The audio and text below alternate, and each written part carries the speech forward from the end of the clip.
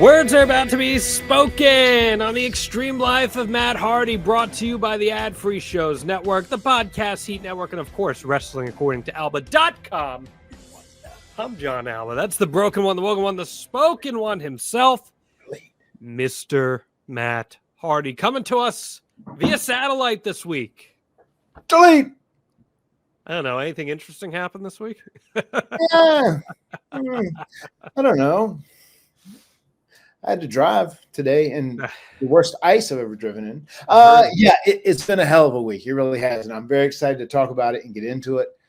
It's been such a crazy week. I'm thinking about all the stuff I've done since we've done a podcast last. I mean, I feel like did we even talk about the kids? Did we hit that last week? No, because last week we had our live show.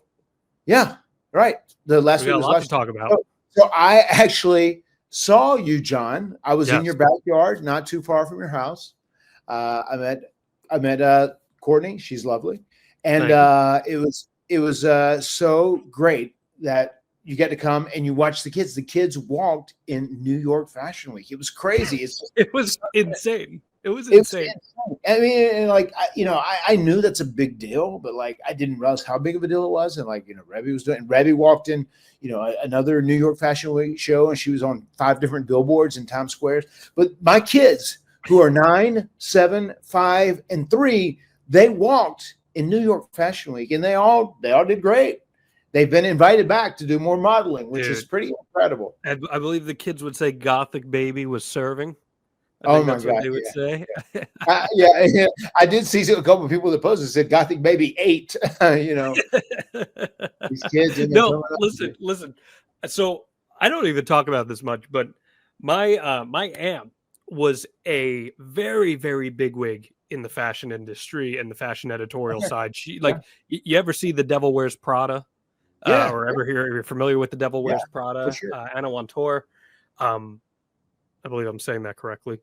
My aunt worked for her, directly for her. Like she was a big wig in the fashion industry, but I had never been to anything New York Fashion Week related. My girlfriend had never been. Right. So we get there, we're dressed up and everything, and it's this kids' fashion show to see House Hardy. I don't think we were ready for it, man. Like we were not ready for what was about. And I don't think you were either, because it was crazy. I mean, even at a Fashion Week thing, Matt Hardy has a familiar face. Yeah, right. I mean, there was a guy, you remember the model that was doing flips down the runway? Oh yeah. He went nuts. He couldn't believe it. He couldn't believe it was me. He's like, oh my God. He picked one of those. He was so excited. It was amazing. Yes. Great. Yes, it was awesome, and I got to hang out with the kids after, which was exciting. Yeah. And my small taste that I got of House Hardy, I don't know how you do it every day, man. Oh, brother, it is something, man. The gaggle is full of TNE, total nonstop energy. As you see, they go and they go and they go and they go and they go. So I have learned to love it. It is chaotic. It is the best type of chaos, though. So it's they're all good kids, and we were even talking about that while we were on our trip over to Edinburgh. That we are really blessed with some special kids. They're all so unique and they're all so different, but they all have such promising qualities of things that they can do in the future. And it's so exciting to just kind of watch them forge themselves and watch us mold them and watch them become the adults that they're slowly becoming. And this was a big deal for them doing this. And, we worked with them out in the dome deletion. We had them walking, and Rebby, she's done the stuff before. So she was very specific in everything she was telling them how to do it. And it's funny, they did good. I couldn't believe that they were brave. They went out and they did that. They walked in front of all these people, and they did the damn thing. And they were first up too. So it was right away. That was very impressive, and they did a great job. Barty did a little hair flip for everyone. Barty was all about it. It was funny. I saw Rebby posted something. It was referring to you two as when you're both lifelong performers and your shin bricks seeing your kids. Yeah. I mean, I was so nervous for them. It's just like I don't get nervous like that before I have to go wrestle or do something or whatever. But just like it's my kids, and I just know how they feel, and I've been there since they were babies. And I was like, oh my God, if one of them come out and just like are deer in headlights and like freak out and start crying or don't know what's going, it's like, dude, that would kill me, right? And I was just like so nervous. I wanted them to do so good. And it was just, I was so invested in them coming out, and it was amazing. It was so amazing, and they all did great. It was great. We got a few members of Wrestling According to Alba.com watching. That's how, by the way, guys, if you love watching this podcast, you love listening to this podcast, Wrestling According to Alba.com is going to get you live access to the podcast just about every single week. Josh A saying they have great parents raising them. So there you have it. There's our boy Josh, man. Josh is the greatest, man. One of the biggest supporters. Love Josh. Rajiv says, my brother too has a huge gaggle of kids. No idea how he does it. I have one dog, plenty for me. Rajiv, I feel you, Josh says he's got one son, and that was plenty. I have no kids. I got a dog. That's right. And all 7 pounds of her is more than enough to handle. So, man, it's crazy. I don't know if I got sick at the fashion week or after the flu, and flu-like symptoms ravaged through House Alba. I can tell you that, because it is brutal. I'm glad that you guys were healthy and safe on your trip. It seems like you and Rebby had a great time overseas. Yeah, we that was the next thing. We had that trip to Edinburgh, and it's someplace Rebby had wanted to go. Like, we actually went through there when I did the Inside the Ropes tour with Kenny. And we were there momentarily, but like there was so much stuff she wanted to see. She has never been there to be a tourist and see things. So I for a Christmas present, I bought her this trip for Valentine's Day. So I tried to kind of kill two birds with one stone, right? It worked out well though, because she loved it. And it was the first time we had been away from all of our kids, all 4 of them, and we were gone for 5 days.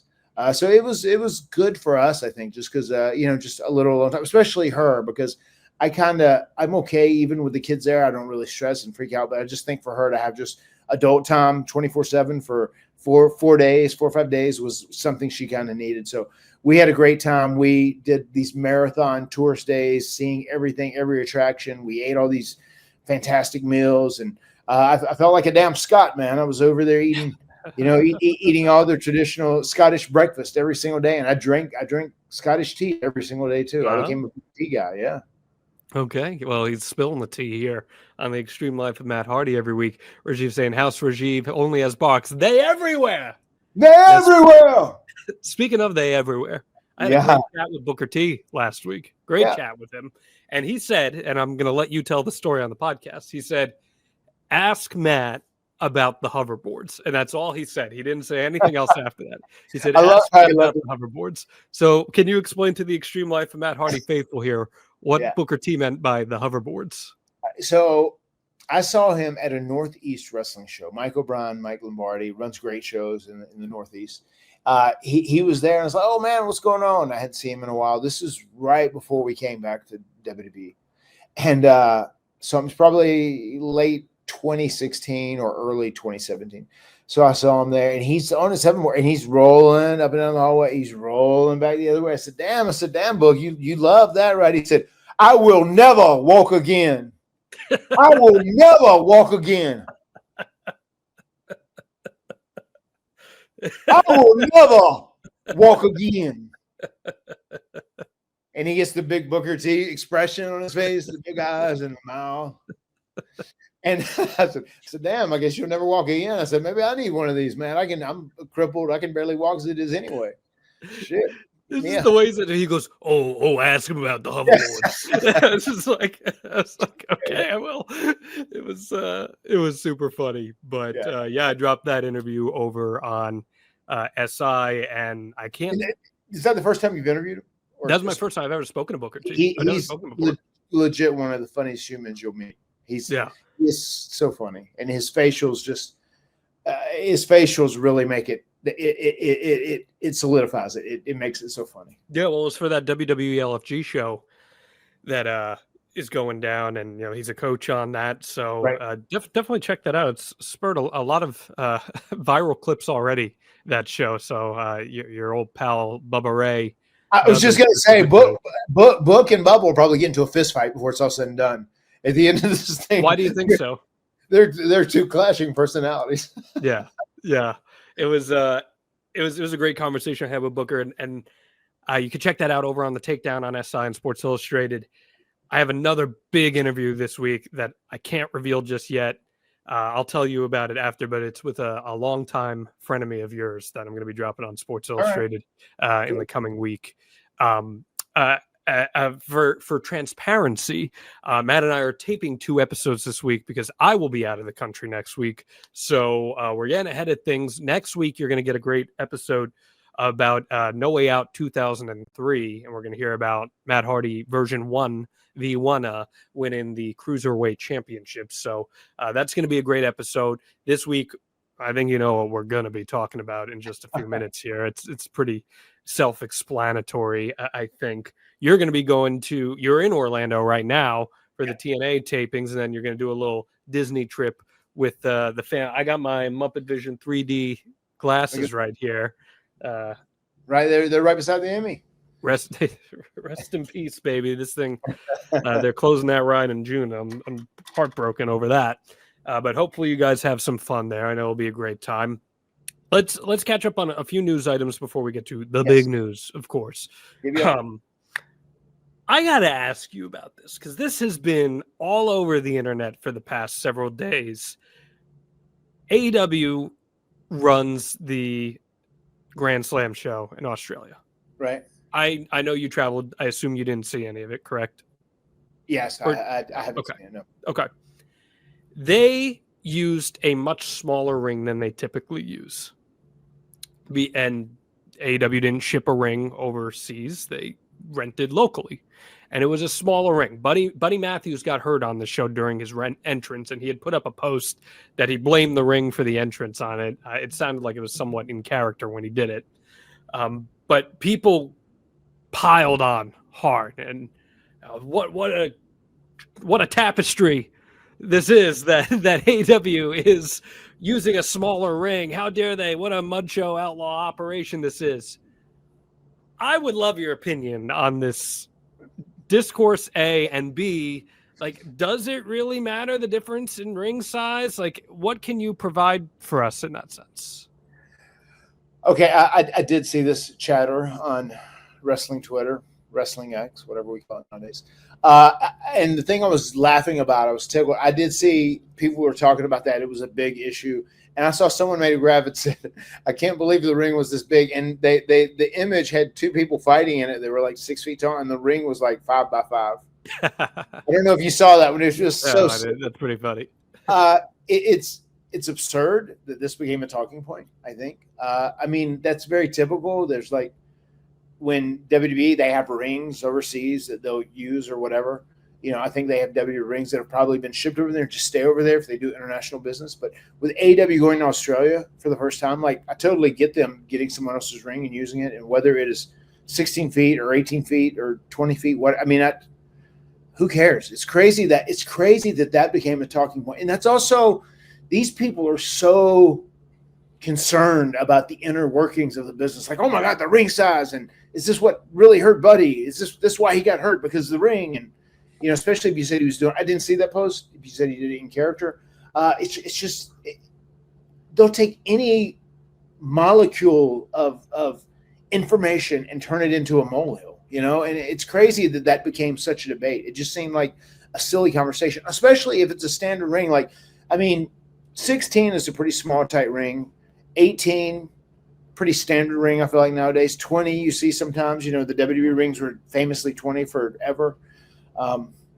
It's very weird that the conversation took this turn, and that became a major talking point. Like, oh my God, they're in a small ring, and how lazy of them to rent a ring and not bring a ring there. I think it was an absurd, preposterous talking point. Well, I guess I want to ask you from a performer perspective, does it really matter? Like, I could see how there might not feel like there's a huge difference between an 18 by 18 and 20 by 20 or a 16 by 16 and an 18 by 18.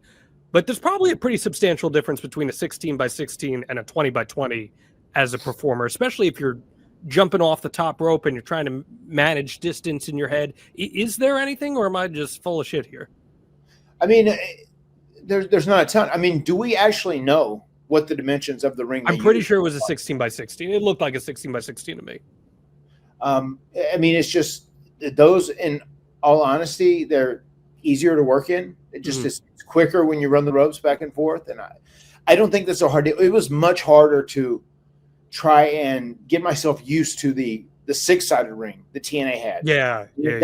That was a much tougher experience, I thought, than like a standard ring, because sometimes, you have someone whipping you, and like, if you're kind of communicating, you're working on the fly, you don't really 100% know what you're doing. Sometimes on the 6-sided ring, you didn't know where you were going specifically, and you don't know if you want to go to these ropes or like the turnbuckle or the other turnbuckle. That would be a lot tricky because the ropes are so short and they're also angled so strangely. In a 4-sided ring, in a square, it's pretty easy to know where you're going. If if someone is trying to give you an Irish whip into the ropes, or if someone's trying to give you an Irish whip into the turnbuckle, whatever it may be. And I think the standard AEW rings are 18 by 18. I think that's what I'm pretty sure they're 20 by 20 for TV. I'm pretty sure they are. They are the WWE size, yeah. Mm-hmm. Interesting. Which is why I think they might, going from a 20 by 20 to a 16 by 16 visually is probably like, if you're not knowledgeable of the inner workings of that, you're probably like, oh, why is the ring smaller? But does it freaking matter? Like, that's what I don't know. It just seems so bizarre. And it was like, well, if it's a smaller ring, it means they're being cheap. Not necessarily. There are plenty of companies that use high quality 16 by 16 rings. Like, it's just so silly to me. Yeah, I mean, it was a really silly talking point. It was a really silly discussion. So, Anna, who works on the Indies, tuning Anna in. Ray, what it is, and a one-time host. And a one-time host of a live edition of the Extreme Life of Matt Hardy, said, I train in a 16 by 16, and if I had to work in something larger, I imagine it would take some brief getting used to. Yeah, I mean, maybe. Rajiv says he hears it was 18 by 18, so who knows? I was just going to say, a 16 by 16, I remember when we were doing indies, I would love those because I could run 100 miles an hour. Even I think I would like them better now because they're so short. It's like a couple steps, boom, couple steps, boom.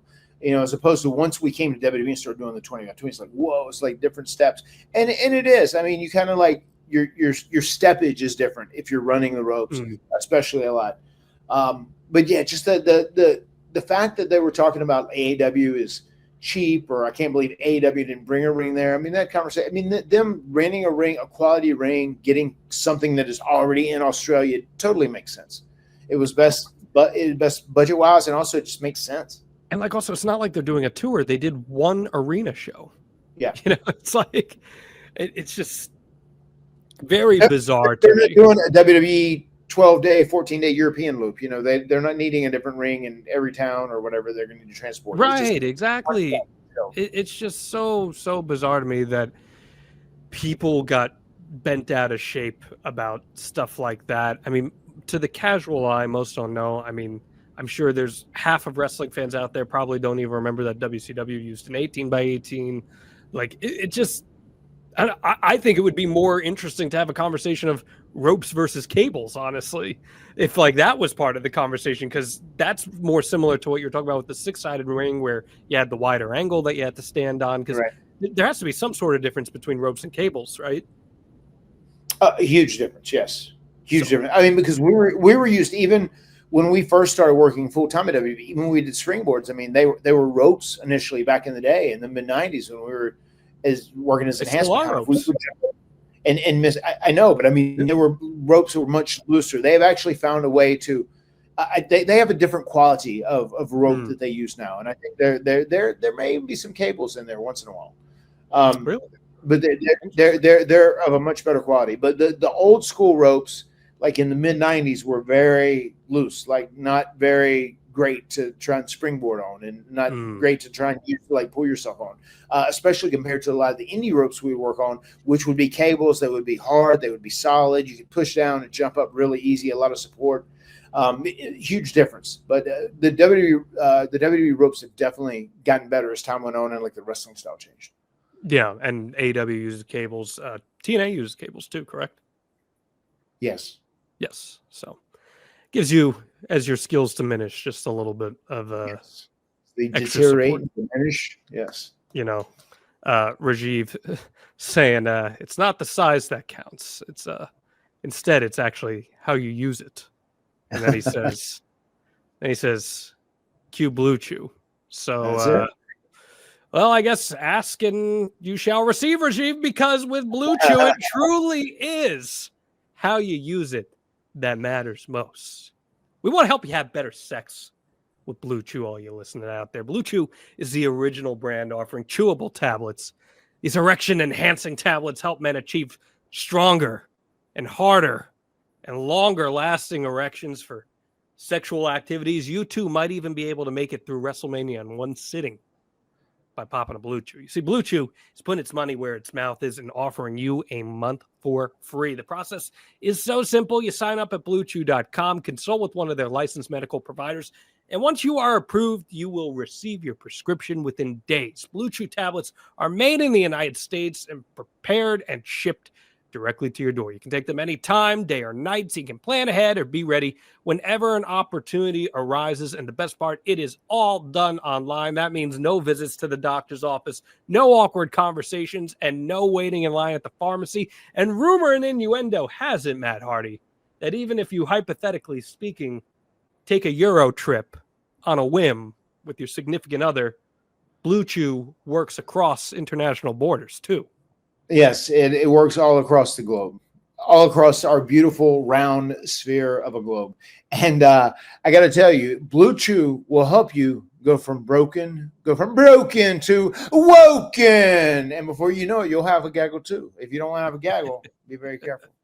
Or if you don't want to have a gaggle, there's other things you can do to make sure that doesn't happen. But we're going to set you up for success here with BlueChew. Make life easier by getting harder and discover your options at BlueChew.com. And we got a special deal for our listeners. Try your first month of BlueChew absolutely free. You visit BlueChew.com for more details and important safety information. And we thank BlueChew for sponsoring the extreme life of Matt Hardy. Like I said, international borders.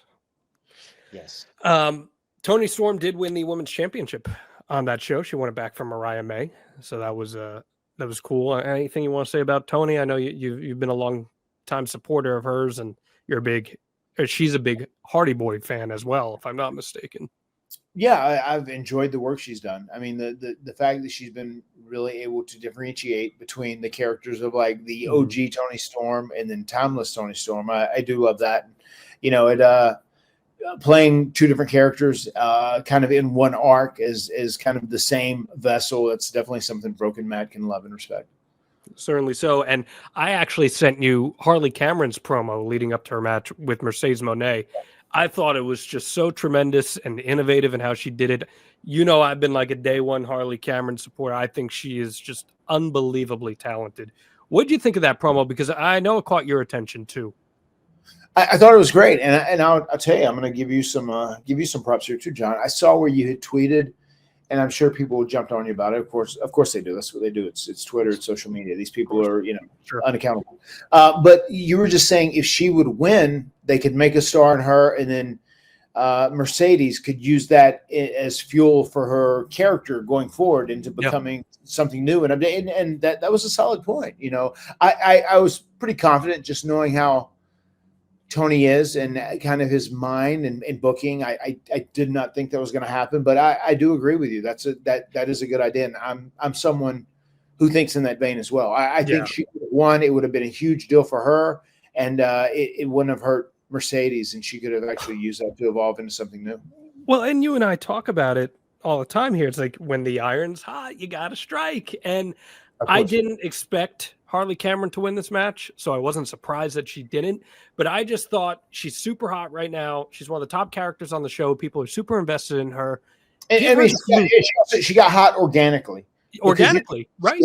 She hasn't like been put on this winning streak. She hasn't been pushed down people's throats. She hasn't been, force fed to the audience. She has gotten over organically, and that is magical. And when you find someone who gets over organically like that, you have to realize, like, hey, they're hot. We need to now we need to do our end to like push this across the finish line.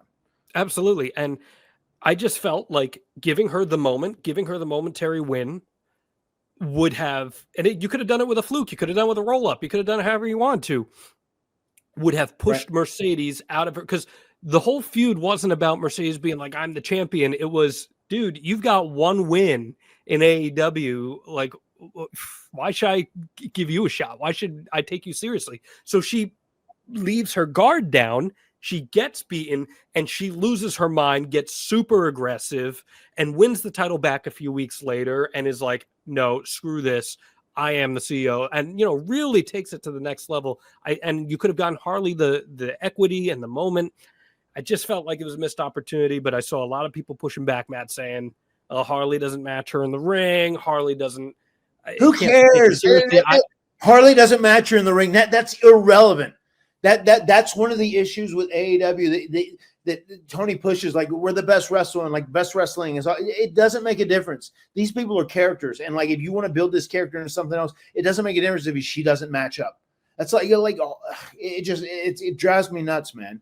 Once again, this is an entertainment property at the end of the day. It's nice. There's a lot of people that can do great things wrestling wise. They're very athletic. But like, because she doesn't match up, if you're an over character and people are interested and it's going to help sell tickets and it's going to help move merch and it's someone that is popular, utilize them and make the most out of them. It's like Santino won the Intercontinental Championship for the first time on his first night as a fan coming in from the crowd. Like, I mean, this has happened before. It just seemed silly to me that people were pushing back so hard on this. And, to each your own, everyone's got their own tastes, but in an industry where you're trying to make stars, you're trying to make people, it felt like a really cool opportunity to do so. And they chose not to, and that's fine. Hopefully she got over enough to where she remains a popular character on the TV show. I don't know how confident I am in that, given the track record, but let's hope that is the case. So that's what I have to add on that front. On the WWE front, a few things happened this week. One of them, your boy Jey Uso, who in last week's live episode you mentioned, he could win the Royal Rumble. Needless to say, he did, and he is challenging Gunther at WrestleMania. There's been a lot of criticism about this match too, Matt, and I'm curious what you think about Gunther versus Jey Uso at WrestleMania. I like it. I'm here for it. I don't have a problem with it. I mean, once again, you're trying to brand Jey as a singles competitor, which is very tough when you have someone that is one half of a tag team, especially when they were an uber popular tag team. And that's going to be a battle that Jey has. So Jey winning the Royal Rumble was a huge thumbs up to him. And that was like an endorsement of like, this is a guy that we want to try and make into someone that is a ticket seller, as a singles wrestler. We want to branch him out on his own. And I think he's going to have a kick-ass, badass match with Gunther, because Gunther is just so talented as is in the first place. And that doesn't bother me. I feel like you're going to have your superstar quality, like main event feel match in the Cody Cena thing, if that's where we end up going, and there's going to be other matches. You're going to have Punk, you're going to have Roman, you're going to have other matches that are a big deal. So I like the fact that this isn't like a match that has necessarily been like building for months and months and months. It's something where Jey has got this opportunity and won the Royal Rumble, and he calls out Gunther, who's like the baddest. Well, I mean, it has been building a little. I mean, they had two other matches prior to this, Well, so, that is true. I mean, they have a history, so there's a backstory to look at, and he can say like, you've never beat me, because he has beaten him or whatever, But it's just it's not one of those things that like is had like a WrestleMania build over 6 months. It's not like a classic feud. But I don't mind it, and I'm here for it, and I like the fact that they're giving Jey the opportunity to run with the ball, especially because, much like we said, some of the bitch is over. You know what I mean? I mean, he comes out and they're going nuts. They're doing yeet, yeet, yeet. And regardless of what you think of his ability or how solid of a worker, the people like him and they're invested in him and they like his act. They like what he does. And if you can continue to advance him forward and make him more popular and make him seem like he is a money draw, then do it. Gunther was so fantastic this week, coming out through the crowd like Jey does, trying to do the yeets, and he says, I want to feel it. I want to feel it. And he said, did you catch his line that he borrowed from Zack Sabre Jr.? He said something akin to, performing in front of you fans is like reading Shakespeare to a dog. And I just said, this guy is so freaking great. He is just next. I mean, that's my guy in wrestling right now. So, Yeah, AEW chill John Alba, his favorite wrestler in the world right now is Gunther. So there you go. the John Alba sickos out there, they know they know what the deal is. But on the NXT front, for the real big news, there were a couple debuts in NXT this past week. Let's start with the big one. He debuted a couple weeks ago and made his official name known this week, which is Ricky Saints, the former Ricky Starks. Yes. And there was quite the exchange between you two on social media a couple of weeks ago. But what do you think of Ricky coming in here? Because we haven't gotten your thoughts on this. This is something we followed for quite a long time. And, he wasn't getting the opportunity in AEW. He was shelved for just about a year. Makes the jump to NXT. What do you think? He was iced. I like Ricky, man. I enjoyed my time with him. I enjoyed getting to know him. I enjoyed working with him. A very funny guy. And like that social media exchange we had, I don't know, man. Every time he'd come up to me, he'd go, hey, what's going on, RN? What's going on, RN? So I just hit it back to that, That's just what we do. So I'm excited. I think I'll be seeing him soon in less than double-digit days. Oh, my goodness. Yeah. So it is what it is, man. I think he was like implying what his new name was going to be. He thought it was going to be Ricky, and he had it. Ricky Newman. Ricky Norris. Ricky Norris. He thought it was going to be Ricky Norris. So that's what he was implying, and whatever. I just can't wait to see you, RN Ricky Norris. But, they didn't work out. So RS. I mean, what do you think of him there? It seems like such a great. I'll read through the tweet and say congrats, RS. Do you like the fit there with him? I do like the fit there with him. I think it'll be a great starting point with him. I'm happy, and I think I said this. I think whenever we were talking about Jordan Grace a while back, I said I see Jordan Grace doing some time at NXT and really getting built up there, especially because I think all the Mania programs are locked in, so they pretty much have the guys they really want to focus on TV for the next few months, right, until Mania. So I think that having those guys in NXT and building them and letting them be players and top performers in NXT is a good call with those guys. Yeah, and NXT needed some main event juice, so him coming in there is a pretty good deal. And yes, Moose showing up in NXT. That was not something I had on my bingo card. Looks like he and Obafemi, who is a monster, are going to square off. That's pretty unique seeing Moose in WWE.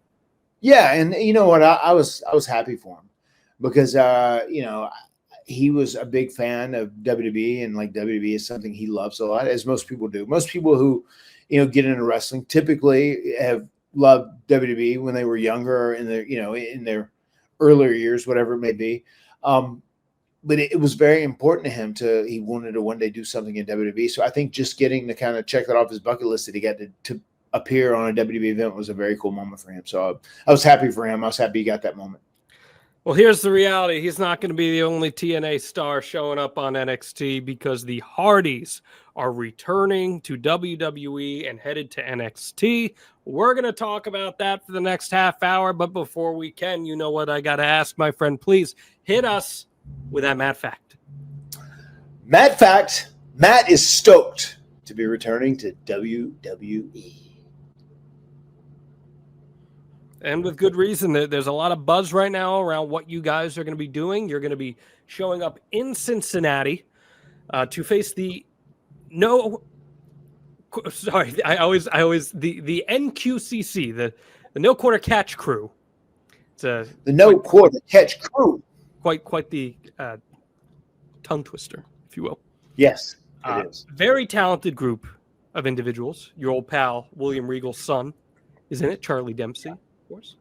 Fan of the Extreme Life of Matt Hardy, Ren Sinclair in it as well. And you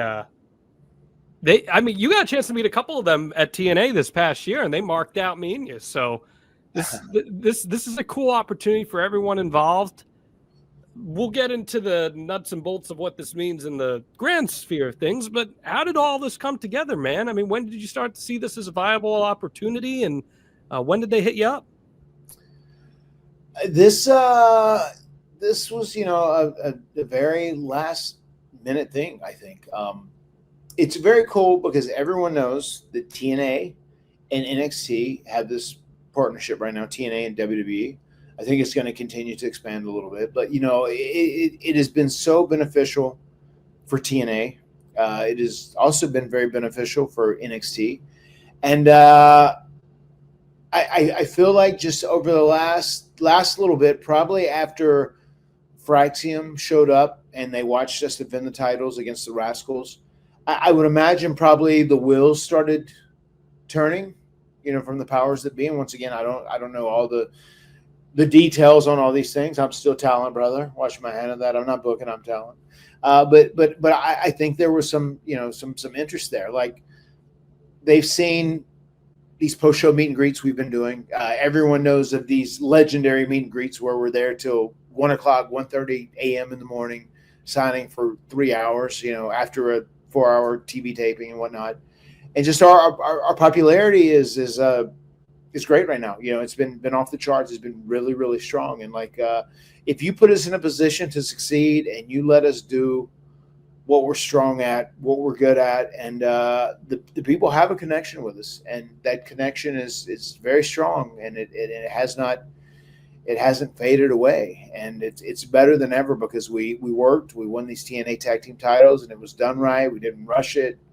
It felt organic in many, many ways, and now that we're at that point, I think there are some people that we could work with NXT, especially on the WWE front. We are a WWE legacy tag team, right? You know, we have been literally together for over 25 years, working pretty much on top of the tag team division in some capacity over the course of that whole while.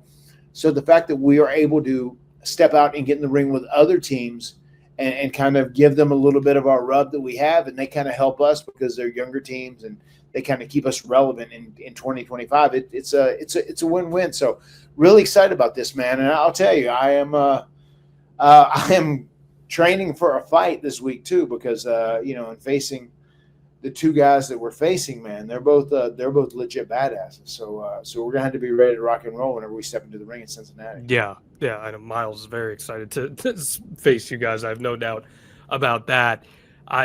Probably not the first opponents that people would have thought you guys would be facing either. I think a lot of people kind of figured, well, if the Hardys come into NXT, they're naturally going to face Fraxium. But maybe that's something that's a little down the pipeline here. There definitely seems to be some intrigue. How do you feel about getting your feet wet with a match here? And are you open to doing some more? I think so. I mean, we'll see. Like all this stuff that even us popping up and responding to that challenge on NXT, that was a very last minute thing, you know. So it's going to be interesting. It's going to be fun. I don't know where this route's going. I really don't want to know where this route is going in all capacities, because I won't, especially whatever we end up doing, I want everything to be as natural and as organic and as real as possible, as authentic as possible. What's appealing to you about this version of NXT? I think first and foremost, I think this mutual admiration society between NXT and TNA is like something that is kind of unheard of, you know, because you hear about this where companies trying to work together and usually it always goes south pretty quick. You know, it's like that doesn't work out that well. You know, we talked about the notorious working relationship between AEW and TNA, and that just was very one-sided. It's been great because this NXT TNA working relationship has been a two-way street. I mean, does it appear that way to you watching as a viewer, John? I think that it definitely is paying merits for both. I think it's a little more advantageous for NXT, truthfully, but it doesn't mean I don't think that TNA is benefiting from it. I think that there's absolutely benefit from it. It will give more exposure in different environments like that. See, there's two different beneficiaries in my mind. I think the TNA people that show up in NXT benefit from the bigger platform, And the NXT people that show up in TNA benefit from working outside the WWE wall. I think that's where, and those are not equal, right? Those are not, obviously the more viewership is going to matter more. But in terms of developing talent, which is what NXT is supposed to be for, sending them off into a different environment, I think is very valuable. Sending them outside of Alexandria is very beneficial. Yeah. Exactly. I just read a report that America is now in more credit card debt than ever before, more than $1.1 trillion. You know, my grandfather used to say, there's no stress like money stress, son. Well, are you feeling that right now? Let me help. You've got a friend in the mortgage business in me, and I've helped families just like yours save hundreds of dollars a month. Seriously, we've helped listeners to this podcast save up to $800 a month. At SaveWithConrad.com, we routinely help our podcast listeners consolidate all of their high interest rate credit cards into just one much lower monthly payment. Would you like to lower your monthly payments? Wouldn't it be nice to skip your next 2 house payments? Are you finally ready for some breathing room and peace of mind? Start saving money today with your friend in the mortgage business, me, at SaveWithConrad.com. You don't need perfect credit. You don't need money out of your pocket. And if we can't help you save some cash, we won't waste your time. You see, at SaveWithConrad.com, we don't say no. We say not yet, but here's how. We want to be your mortgage advisor for life. So find out how easy it is to finally get rid of your credit card debt once and for all, get a much lower monthly payment, and even skip your next 2 house payments. Let's find out how much money you can save for free at SaveWithConrad.com. NMLS number 2129, equal housing lender. SaveWithConrad.com. I think that's valuable for these talents. And I mean, for you guys, how do you feel it helps you right now with what you're doing? Does it help you? Are you there to help them? I'm curious how you approach this. I mean, it 100% helps us. I mean, and it should help them too. I mean, our job as people who've been doing this for 33 years now, like I said, you know, we've been on TV since 1998, 27 years. We've been, that's when we started on WWE TV. For 27 years, like, just because we're like older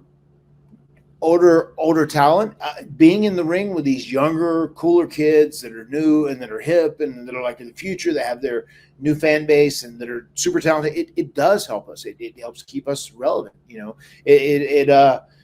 It also allows us to help them too. It's really interesting. And it's one of those things where if we're put in a smart position to play to our strengths, it is a win-win for all parties involved.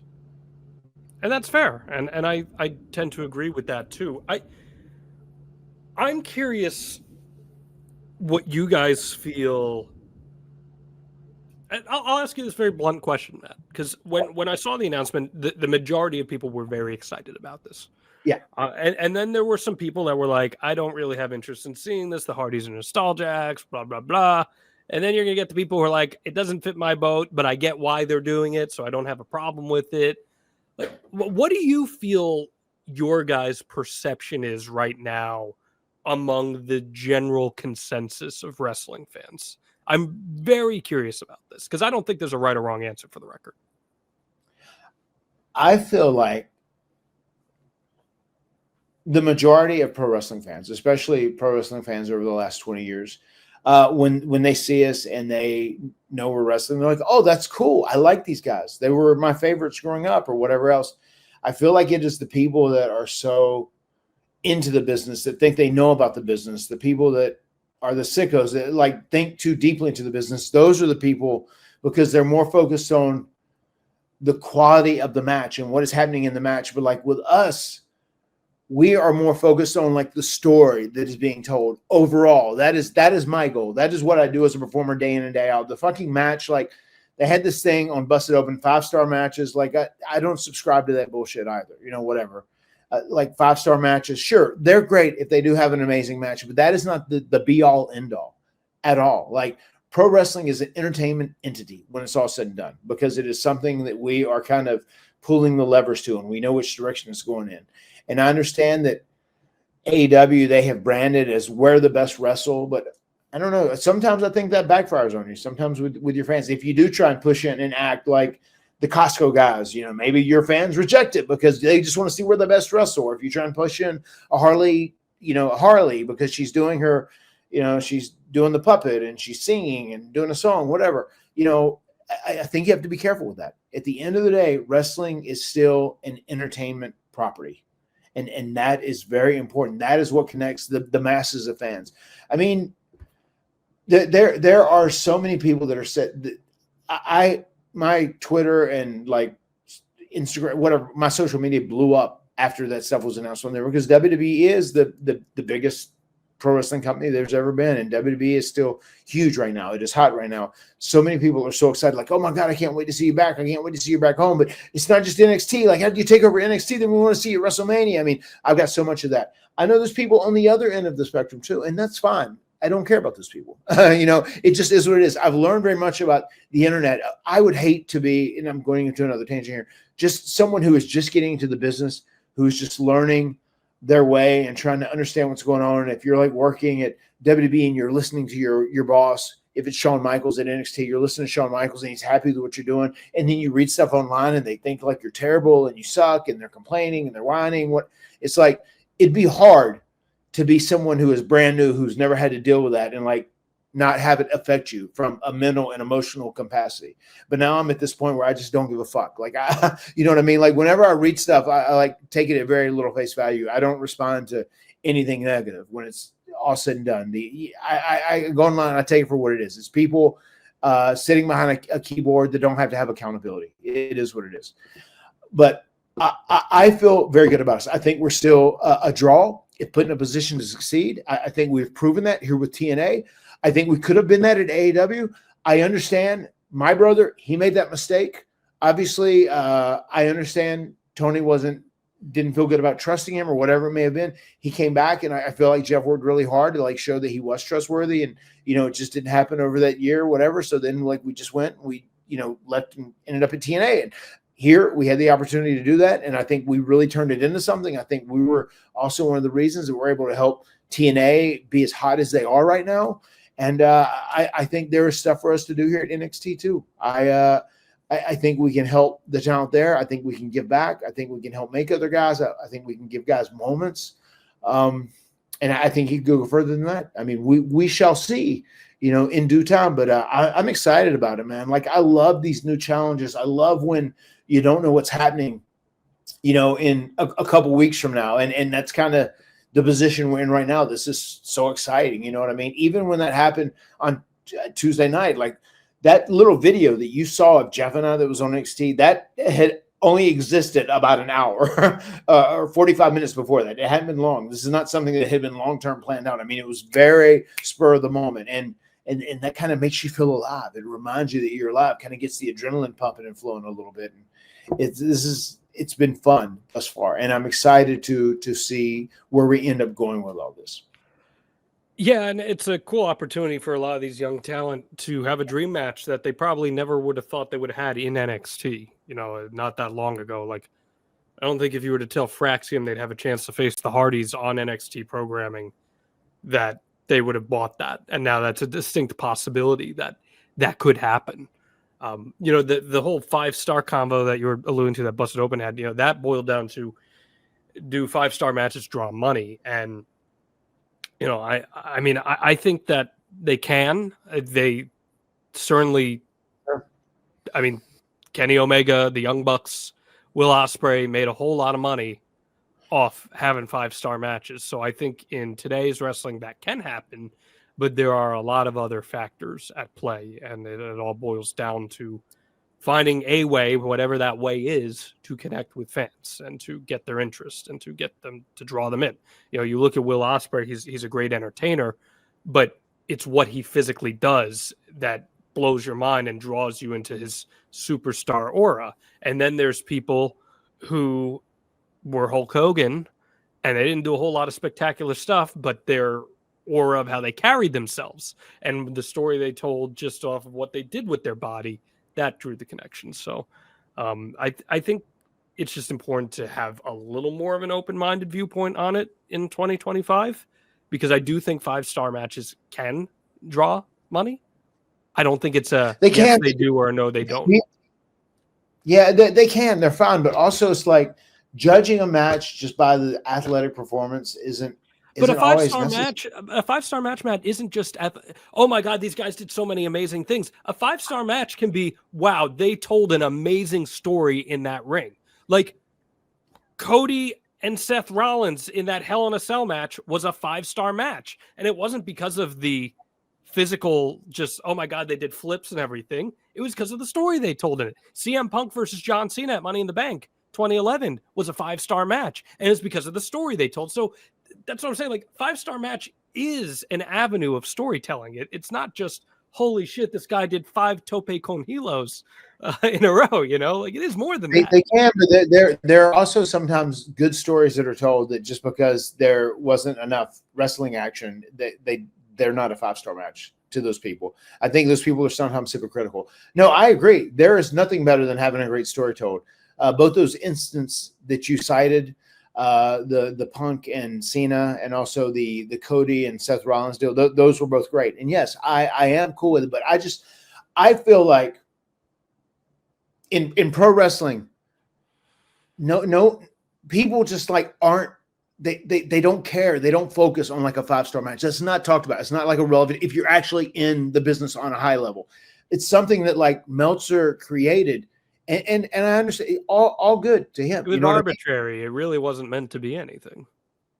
Yeah, but I'm just saying, but it's like taking on this life of its own. Like if, you know, the 5-star match and it's, I feel like it has just led to so much clashing between people like, oh, they can do this or 5-star match. And like, what is a 5? Who really judges? Like, is one person a judge? Who is the judge? I don't know. It just seems like it takes, it brings in a lot of unnecessarily needed opinion about where you can just say like, this match was great. This match was great. It was good. This match was great. They told a great story. This match was great. They did a lot of stuff. They did an amazing wrestling match, whatever. And it's just sometimes the whole 5-star mindset takes over these discussions, and it's crazy because like if someone has this great match and then it doesn't get a 5-star, well, he didn't do it. He gave it this, and they said, oh, it should have been 5 stars, or just I don't know. It's just it ends up becoming such a major talking point in pro wrestling. And I guess kudos to Dave Meltzer because the 5-star match has become a big deal in the discourse when it comes to the especially the internet wrestling community and when it comes to the audience of pro wrestling. Just saying you draw the money before the match, not after. A matchup doesn't automatically make it 5 stars. The story should draw it in to make money to see it. But and I think that generally that principle is probably true, but I call for what it is too. Like there are instances where people just want to see the match so badly that that's going to draw the attention to it. Ospreay versus Danielson. A few years back, it was 2018 when you won the Andre the Giant at that WrestleMania. They literally built Nakamura versus Styles on the principle of this is going to be the greatest in-ring match in WrestleMania history. It wasn't, but they built it on that. That was the story. So I again, my whole point is it's never going to be one size fits all. Like, I don't think it's 5-star matches can't draw money. And I don't think it's 5-star matches do draw money. I think it's 5-star matches can draw money, but there are other factors that maybe are even more important than that. That's my viewpoint. That's fair. That's fair. Yeah. And once again, the couple of times I've met Dave Meltzer a couple of times, you know, just out when we were in California, whatever. I've met him at a signing and appearance, and very nice, a very, very nice, friendly guy. I have no problems with him. I have no issue with him. He's just doing what he loves to do. He loves to follow wrestling. He's doing his job, and you know, I'm not being critical of him. I'm just saying that the 5-star match has taken on this crazy life of itself, which like the people who really double down on it, like, oh my God, 5-star matches, they can have this, and that's why this guy's great, and this because he has 5-star matches. It's kind of grown. It became a monster on its own. It's just something that is not prevalently talked about. No, among performers, I get that. Business, I get that. Look, man, it's just sometimes everyone just got to chill there, right? Like you're in Orlando right now. Yeah. You're out of the cold weather. You get to sit there in your nice, fancy cargo shorts that you love, and that's because you're rocking some Chubbies down there in O-Town, aren't you, Matt Hardy? You know that I am. I can't wait to be at the pool. That's I'm gonna use it when I jump in. If it's warm, great. I got Chubbies on. I'm gonna feel great. If it's a little chilly, I'm gonna get my cold plunge in. But I've got Chubbies on, so I'm gonna be stylish while doing it. You're gonna wear your stretch shorts down there. Okay, that's fair. Listen, man, you get down there, you're right off Lee Vista Boulevard. I know exactly where you are down O-Town. I miss my people in the city. Beautiful. There was Jesus, nothing I don't would. dox me. You know, in Orlando, I think there's a good amount of hotels to keep you anonymous. I think you're all right. God,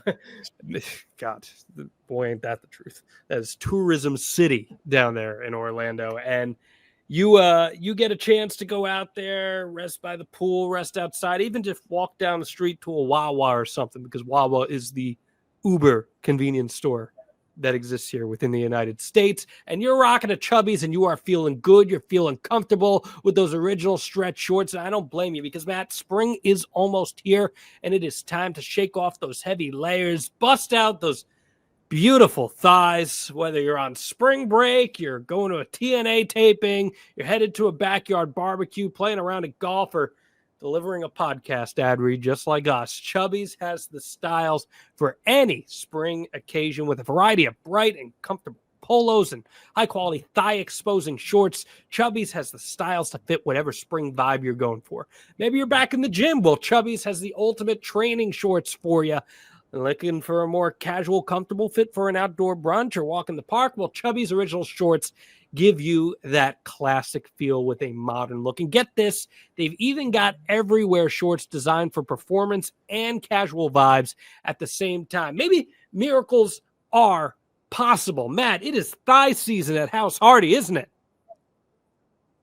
It is thigh season at House Hardy, no doubt about it. And we're excited for it to warm up even more, so it can be thigh season every single day, every single hour, every single minute. Well, you can experience unmatched comfort and style with Chubbies' iconic original stretch shorts, depending on how much thigh you're looking to show, of course. Chubbies makes them in 4, 5.5, and 7-inch inseams.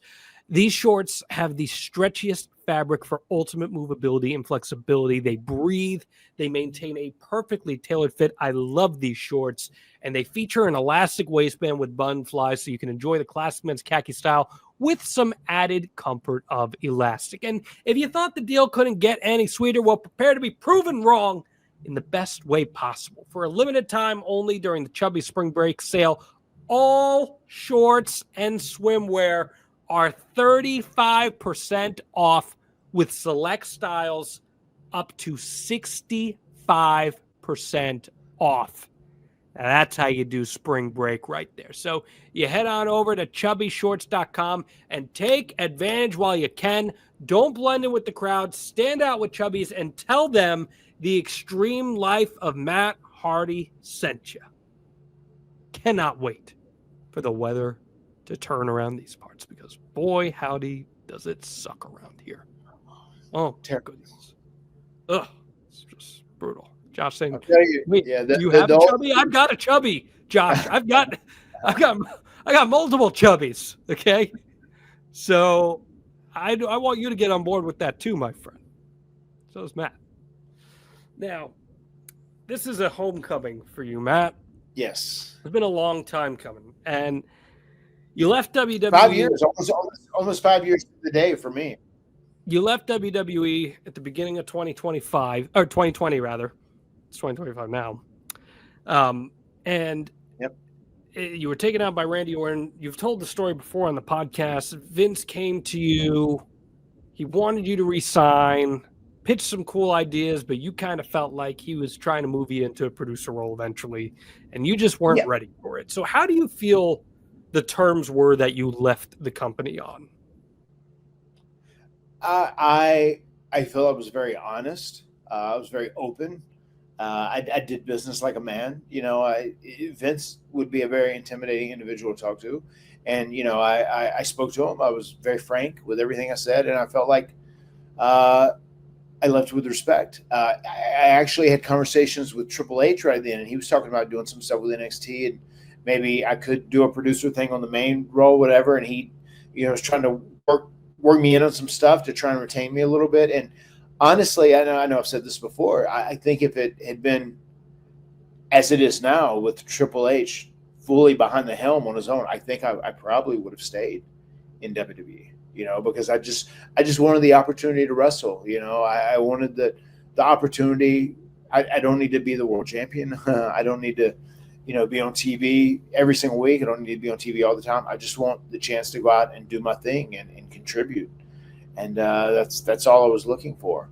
And, the Bucks came to me. There was a great offer from TK, and I was like, cool, I can go there, I can contribute, and have some say into what I'm doing. So that's why I ended up choosing that deal, because I knew with Vince he was ready to push me into a producer role, and I wasn't ready to do that yet. I still wanted to wrestle while I could still wrestle, because this is my passion, man. It's my dream. I've said this a lot, man. Jeff and I were at that point where we joke now, but it's half-assed became our reality, and we're almost serious about it. Like we're gonna ride this spiral until it ends. You know what I mean? We're gonna ride this whole thing out. Ride it till the wheels fall off. How do you think it feels for Jeff? Because if we remember, Jeff did not leave on quite the same terms you left on. Jeff hung around for a little bit. He had some injury time added to his contract, and he was left as a solo guy. It looked like they were going to give him a little push. There were a lot of rumors that he was going to end up having a program with Roman Reigns at the time, where Roman was the champion. And there was the house show incident where Jeff left the main event match before it was over, hopped into the crowd, and never came back.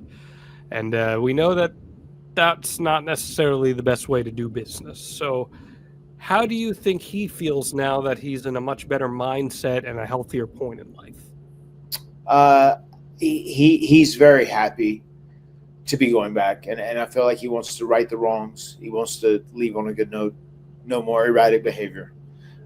He wants to go back and show them who he is. And I think one of the reasons, even with this whole exchange going on, I think one of the reasons they probably waited a little while to pull the trigger and do something with Jeff and I was just to kind of see where Jeff was. Just make sure Jeff is good. And anybody who's been here with TNA is just can't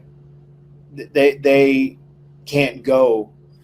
They can't go without talking about how incredible and professional a performer Jeff has been, especially with us when we do these marathon, post-show meet and greets. How we're just be kind to everybody. We're happy to be there, man. We're just happy to be doing what we're doing, man. We're blessed to still be doing this 33 years into the journey. And those words spread. Even when we did that thing when we were doing the signing at WrestleCon, and we changed our flight to like an hour and a half later so we could finish those last 100 change that were there, who had waited for hours, 4 or 5 hours to see us. I mean, that stuff builds equity and word spreads, man. Word of mouth gets around. I think that's attributed to that has helped lead, and it is attributed to a lot of our success and our popularity among people as well, because they've heard these great experiences about us. It's just what happens when you're bigger than Obama. There you go, man. He is a popular dude, no doubt about it. I mean, he is a human anomaly. As he says, he is a human anomaly. It's a very cool thing to see you guys go back, and I'm very happy for you both. I think there's going to be a lot of people who are going to watch you guys there, and they're going to be pretty impressed to see what you guys are capable of doing, what you're able to instill in terms of a reaction, what you're able to bring out of the people you work with. It's going to be a really cool thing to see, especially in that environment. Like, think about this. Like, I know you're doing the Cincinnati show, which is not at where they typically tape NXT, but I would have to imagine that if this partnership continues for you guys working there, I certainly think a Fraxia match will eventually happen. You guys will show up at the WWE Performance Center, and there's going to be a couple hundred people who get to see the Hardys, these tag team legends, the GOATs, up close, wrestling in the round like that. And to have that opportunity in 2025 is so absolutely mind-blowing to me, and I think that's amazing that you guys are going to give back to some of the performers. And I know you're equally looking forward to this as much as they are, of having you. Have you spoken with Sean or with Triple H? I have not yet. No, I'm excited. I love what Sean. I've been catching up on my NXT the last few weeks, and I really love what Sean's been doing. The stories I've heard coming out of there is he's very hands on and sounds amazing. Sean was a huge inspiration for Jeff and I. Especially earlier on. So we're definitely very excited about this. We're very excited to be back in WWE. It was nice whenever we went back at SummerSlam and we did some digital media for them and whatnot. But yeah, man, this thing is just really starting. We're right in the infancy of this whole deal. So it's going to be really interesting to see how this goes. I have no idea, where this thing is going to end up landing when it's all said and done. And I want to say something. I've been also catching up on Fraxium matches, man, and they really are. They're talented guys. They're special. They're special. I enjoy their work. It's weird because they're two pretty distinctly different individuals, but they gel together so well, and they really have an amazing synergy with one another. So I've became a fan of theirs, much like we said. Whenever we did that vignette with those guys, where we walked up on them when they were talking about the teams they'd faced at DNA, how they'd faced, the Nemeth brothers, how they had faced the Rascals, right? Yeah. And saying that they were the best. It just, when we said, like, we're fans, I enjoy your work, man. You guys have had a great run. I mean, those were all like legitimate compliments we were paying them. That was a very, very real, very, very real sentiment. And I dig these guys. And I'm really excited to see if this does end up leading to something with him. Who knows? Yeah, they're really, really good. And especially given that they weren't partners, they were just two singles guys that were thrown together as a team, and it ended up working really, really well. And I would not be surprised if they are pretty imminently main roster bound. And what better way to give them a final test than having them face the Hardys, the future Hall of Famers? I feel like that would be the perfect initiation for a potential main roster run for them. So we'll see if that match is in the cards. I certainly hope it is. NXT has a few big shows coming up. They got the show at the theater at Madison Square Garden. They got Stand and Deliver coming up. So there could be some opportunities to make that match happen should this go beyond. Crazy. Yeah. What's that? Crazy how WrestleMania is just right around the corner.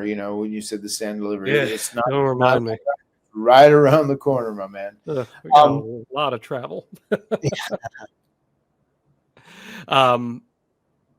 I think it's a great opportunity for you guys, and I'm excited. I want to ask this question here from Josh real quick, because I should have asked you about this. Thoughts on Road Dogg getting promoted to the co-head writer of SmackDown position? That was a role that he did have before, and then he was taken out of it, but now he's back in it. I love it. I'm a big fan of Road Dogg. I dig his thinking. I think he's a great guy, and I love the fact that in 2025 DX is like running WWE. They're the corporate people in WWE. Yeah. It's amazing.